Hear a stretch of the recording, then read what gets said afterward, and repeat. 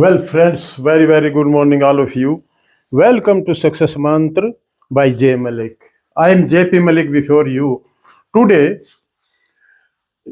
पटवारी training क्या सीखें, उसमें कुछ टिप्स बताएंगे कि बिफोर, ड्यूरिंग ट्रेनिंग और after training what are the qualities of a best patwari, good patwari.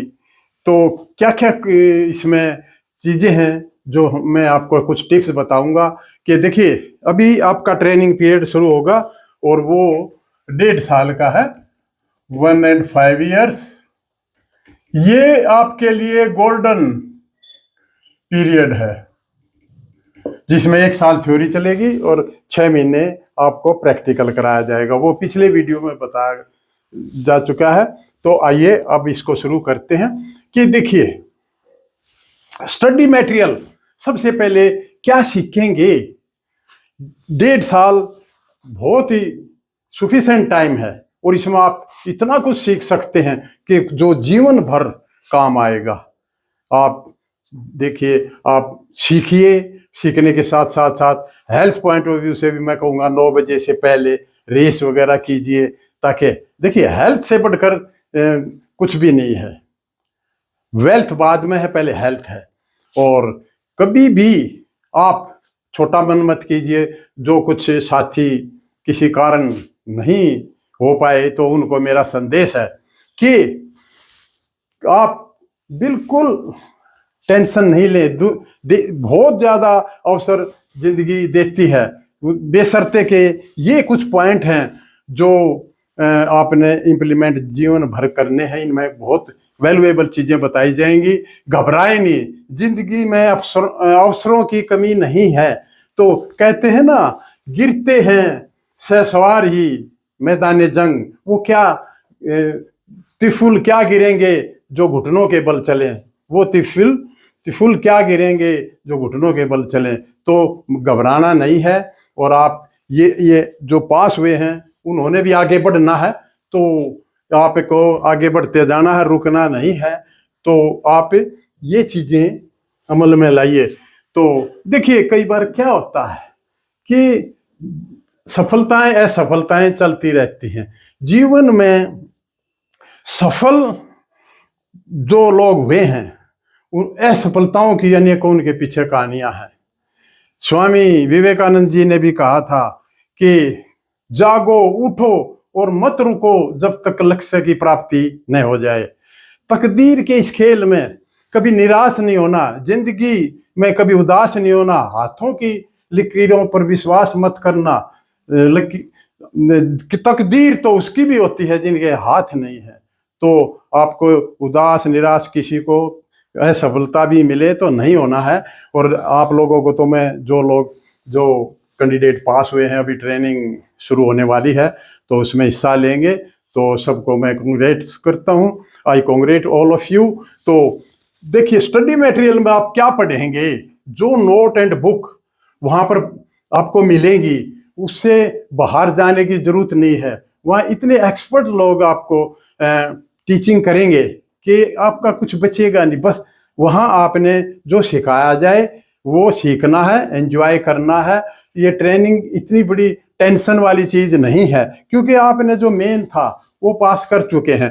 तो मेनली फेल कौन होते हैं? जिनका मैथ और उर्दू, ये जो शब्दावली है, ये जिसकी वीक होती है, मैथ, उर्दू, टर्मिनोलॉजी, तो वो लोग फेल हो जाते हैं। क्योंकि इसमें देखिए, लैंड मेजरमेंट का काम है, रेवेन्यू लैंड। इसमें जो आप पटवारी बनेंगे तो इसमें लैंड का मेजरमेंट का काम है और वो मैथ का काम है। तो मैथ आप करते रहिए, कंप्यूटर पे थोड़ी कमांड रखिए। लैंड मेजरमेंट इंस्ट्रूमेंट आपको बताए जाएंगे ट्रेनिंग के दौरान, तो वो उसमें आपने के हाउ टू अप्लाई देम, उनको कैसे अप्लाई करना है, ये सब कुछ सीखना है। तो सफिशिएंट टाइम है, गोल्डन पीरियड है। ये जो 1.5 साल हैं, ये आपको बहुत कुछ सिखा जाएंगे अगर आप सीखेंगे तो एक तो ये था मेरा कहने का मतलब। दूसरा, देखिए, स्टडी मटेरियल हो जाएगा और आपका टेस्ट लगभग सभी का पास हो जाएगा। कोई रेयर अगर 2 साल का देखिए इसमें प्रोबेशन है, अगर कोई किसी कारण सेमेस्टर सिस्टम है कोई फेल भी हो जाता है तो डरने की जरूरत नहीं है, वो प्रोबेशन पीरियड में रहेगा तो फिर पास हो सकता है। आज तक किसी को ऐसे निकाला गया नहीं है। तो अब देखिए डिसिप्लिन एंड टाइम मैनेजमेंट, ये आप सीखेंगे ट्रेनिंग में, आपको अनुशासन सिखाया जाएगा। अनुशासन क्या होता है? देखिए अनुशासन जो गवर्नमेंट की गाइडलाइन है, जो आपका बिहेवियर है, वो सारी चीज़ें अनुशासन में आती हैं। तो डिसिप्लिन में काम करना है। टाइम मैनेजमेंट ये सबसे इम्पोर्टेंट चीज़ है, टाइम मैनेजमेंट, क्योंकि पटवारी का टाइम क्या होता है कि आप पटवार खाना में भी बैठते हैं, फील्ड में भी जाते हैं, तो आपके लिए ये जो समय है ये कीमती है और आपने इसके लिए क्या करना है? टाइम टेबल बनाना है, टाइम टेबल बना के रखना है वेल इन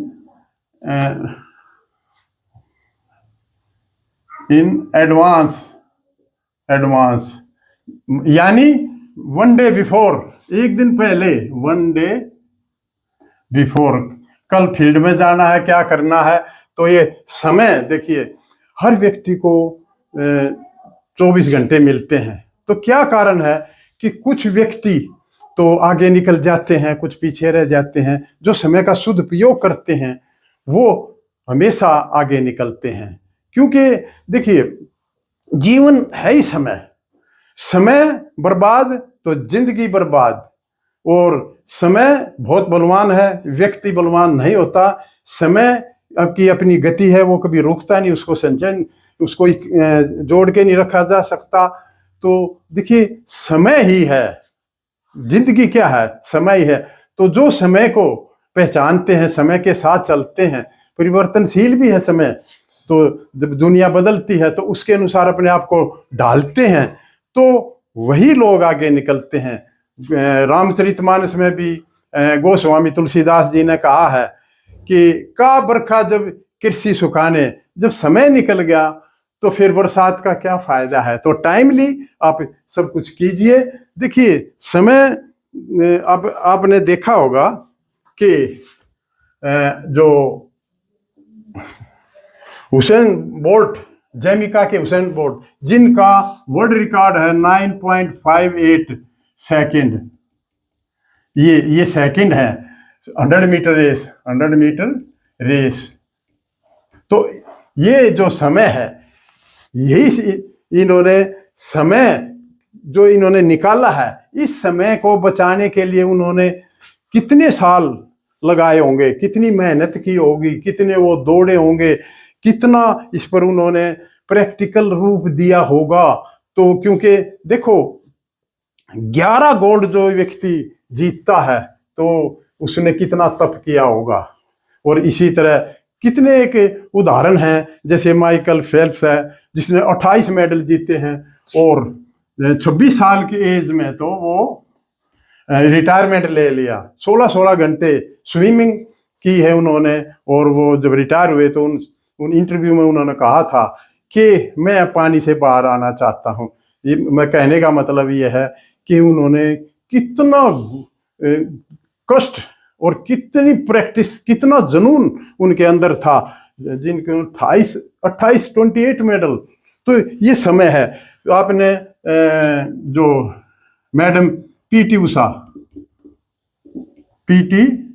उषा का नाम सुना होगा।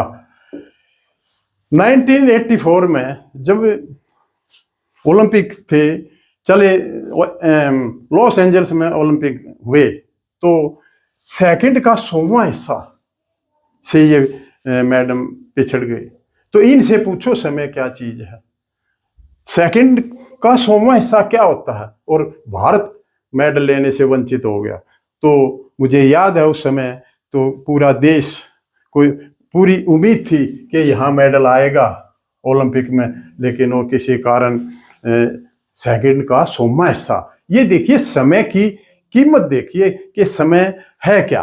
तो ये मेरा कहने का मतलब है, समय का सदुपयोग कीजिए, टाइम टेबल बनाइए, लोगों को जो समय आप दें उस पर खरे उतरिए।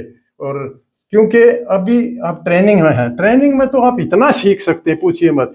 तो आप अभी ये देखिए, स्टडी मटेरियल की होगी, डिसिप्लिन होगा। अब देखिए, communication skill and problem solving skill, tackling, handling. देखिए होता क्या है, हर काम नहीं हो सकते हैं। तो क्योंकि आपने यहाँ पर मैं एक चीज और लिख दूं कि जो लॉ है, लॉ की भी study, law relating to land, ये पटवारी को थोड़ा इस पर भी ध्यान देना चाहिए। अच्छा, अभी कम्युनिकेशन स्किल के लिए क्या है, आप इंग्लिश या हिंदी किसी को भी आप चुन सकते हैं। अगर इंग्लिश, कोशिश करिए कि आप ड्राफ्टिंग इंग्लिश में कीजिए, कि ये स्किल बनाइए, और आप लिखेंगे तो स्किलनेस अपने आप आएगी। बार बार अभ्यास करेंगे तो कम्युनिकेशन स्किल आ जाएगी। और problem solving skill, tackling, handling, आपकी हैंडलिंग ऐसी होनी चाहिए कि देखिए सब काम सबके आप कर नहीं सकते, कभी कभी नहीं भी होंगे, कुछ एक दिक्कतें होती हैं। तो पहले आप पॉजिटिव रहिए कि कोई भी व्यक्ति आपके पास आता है तो माइंड में ये रखना, इसका काम करना है। तो जिस तरह की आप सोच करेंगे, अब आप सोचेंगे कि काम करना है तो हो जाएगा, और आप पहले ही सोचेंगे कि ये आया है और मुझे डिस्टर्ब करेगा या मैं इसको भगाऊंगा, तो ये सोच ठीक नहीं है। तो जो आप मंत्र करने या ना करने का पढ़ेंगे उसी तरह पिक्चर बनेगी। तो प्रॉब्लम सॉल्विंग स्किल ये क्या है, ये ऐसा है कि आपने देखिए, आप जो आपने काम बहुत ज्यादा है आपके पास,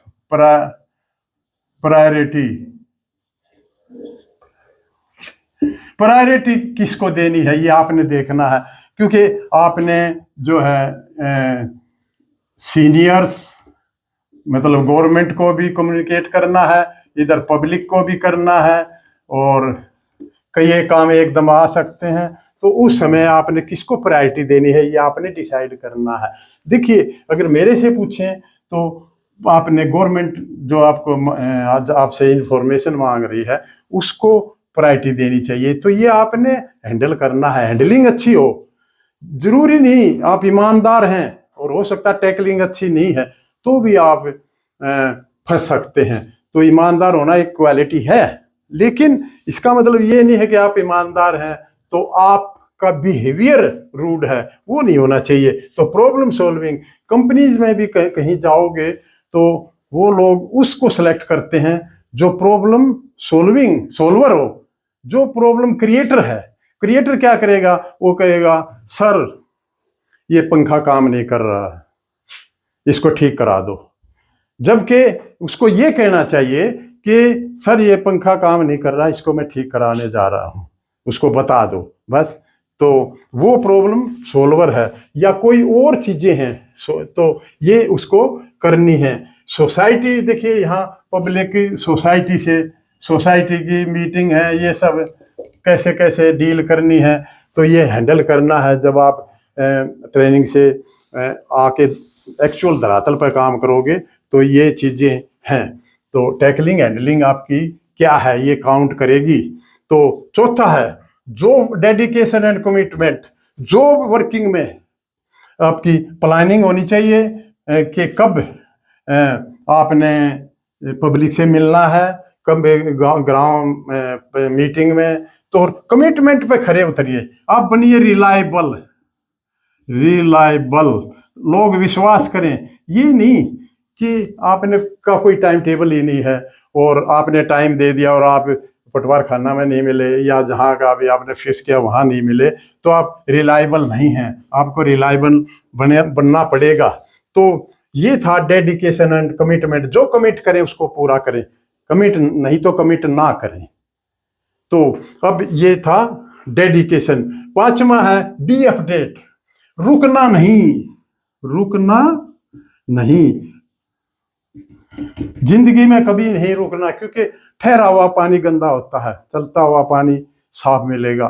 तो रुकना नहीं है। ये नहीं है कि आज आप पटवारी बन गए हैं तो आगे बस बहुत हो गया, नहीं। आपने आगे भी प्रमोशन कैसे मिलेगा, या ओपन फील्ड में आप कहाँ के लिए एलिजिबल है, क्या कुछ कर सकते हो, तो ये सब आपने करना है। इसके आपने अपडेट होने के लिए आप क्या करें, न्यूज़पेपर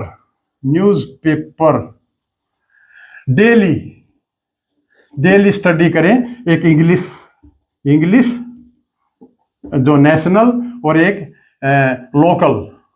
लोकल जहां पर आपकी ड्यूटी है, तो लोकल ये हिंदी भी हो सकता है। तो ये 2 न्यूज़पेपर, और ये सुबह स्टडी करें।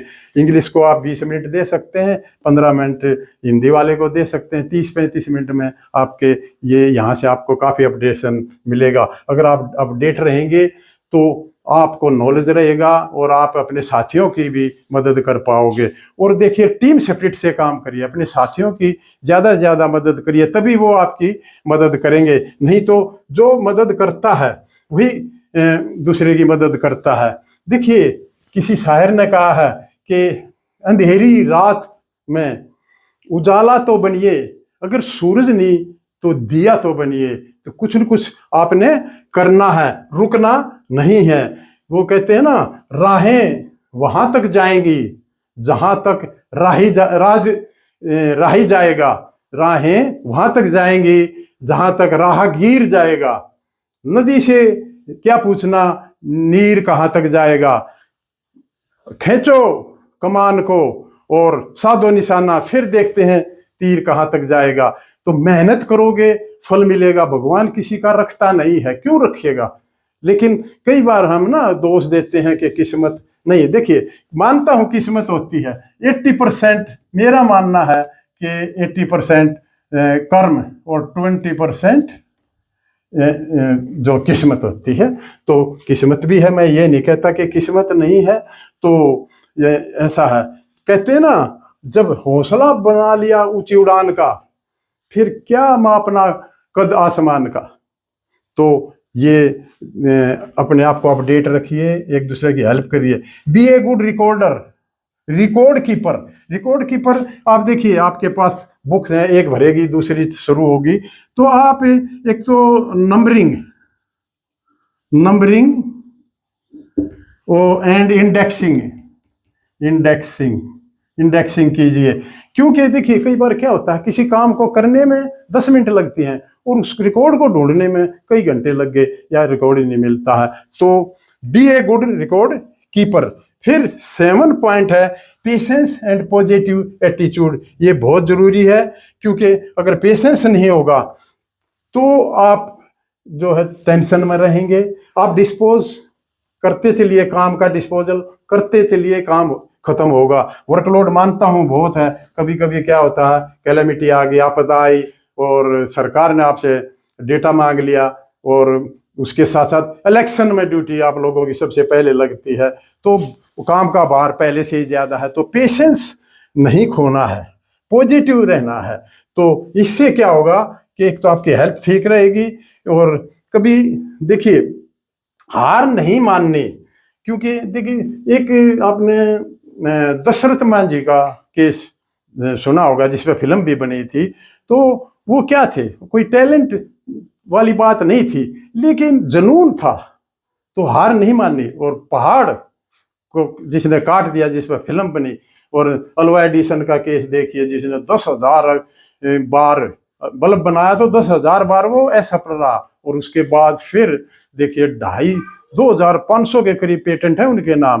तो ये बड़ी चीज है, पेशेंस एंड पॉजिटिव एटीट्यूड। अब आए इंटेग्रिटी एंड ऑनेस्टी। सबसे मोस्ट इंपॉर्टेंट है इंटेग्रिटी एंड ऑनेस्टी।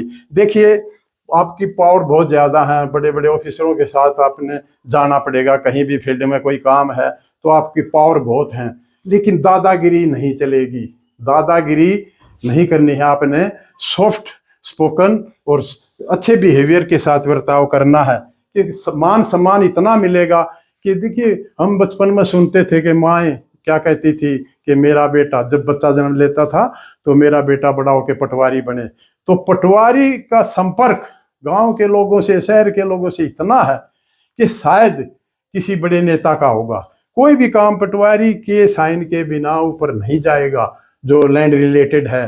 तो सेवा भाव, गरीब किसानों की हेल्प करना, सरकारी योजनाओं को लागू कराना, तो मेहनत करना पड़ेगा। लेकिन आप, इसका मतलब ये नहीं है कि समाज से कटे रहेंगे, घुल मिल जाइए। लेकिन जो लोग ये कहते हैं कि 700-800 की एक शराब की बोतल में मैंने अपना काम करा लिया, ऐसा मत कीजिए, क्योंकि पद की गरिमा होती है, उसको मेंटेन करना है, तो ये नहीं करना है। और जब ऑनेस्टी की अगर मैं बात करूं तो भ्रष्ट होने से बचें। रिश्वत एक क्या है, हाथ फैलाना है, एक दलदल में फंस जाना है। इससे शरीर में विकार आएगा, बच्चों में संस्कार गलत पड़ेंगे, और इस जो भ्रष्ट व्यक्ति होता है उसकी लाइफ आप देखेंगे कंपैरिजन टू अदर्स, बहुत छोटी लाइफ मिलेगी, बीमार लाइफ मिलेगी। और इसके साथ साथ सस्पेंड और टर्मिनेशन आपने सुना होगा, पुलिस डिपार्टमेंट के साथ साथ जो पटवारी का जो पेशा है उसमें भी खूब सस्पेंड और टर्मिनेशन होते हैं। तो लोगों के काम आना है, काम आकर के उनसे क्या लेना है, देखिए उनसे साथ घुलिए मिलिए, अगर निमंत्रण आता है तो जाइए, सुगंध भी डालिए, लेकिन उनसे आपने दुआएं लेनी है, पैसा नहीं लेना, दुआएं लेनी है, इससे बचना है। अगर आपने अपने भविष्य में मन की शांति को रखना है, बनाए रखना है, कायम रखना है, तो लोगों की, गरीब लोगों की दुआएं काम आएंगी। याद करो सिकंदर के हौसले आली थे, याद करो सिकंदर के हौसले आली थे, आली मतलब बहुत बड़े हौसले थे, लेकिन जब गए तो दोनों हाथ खाली थे। तो कुछ नहीं है, दलदल से बचना है।